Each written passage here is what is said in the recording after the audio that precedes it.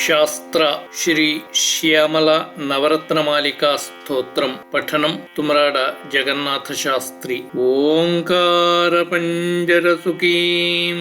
उपनिषदुद्यान केलिकलकंठीं आगम विपिन मयूरीं आर्यां अंतर्विभावये गौरीं दयमान दीर्घनयनां देशिकरूपेण दर्शिताभ्युदयां वामकुच निहितवीणां वरदां संगीतमातृकां वन्दे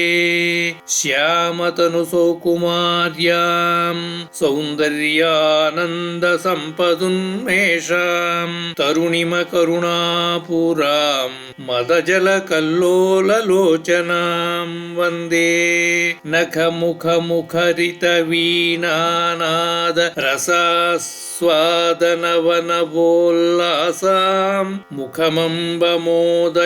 मां ताताटङ्कमुग्धसितं ते सरिगमपथनिरतां तां वीणासङ्क्रान्तकान्तहस्तां तां शान्तां मृदुलस्वान्तां कुचभरतां तां नमामि शिवकान्ताम्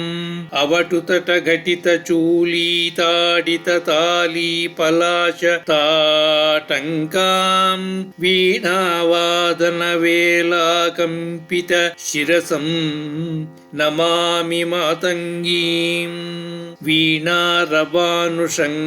विकचमुखाम्भोज माधुरीभृङ्गं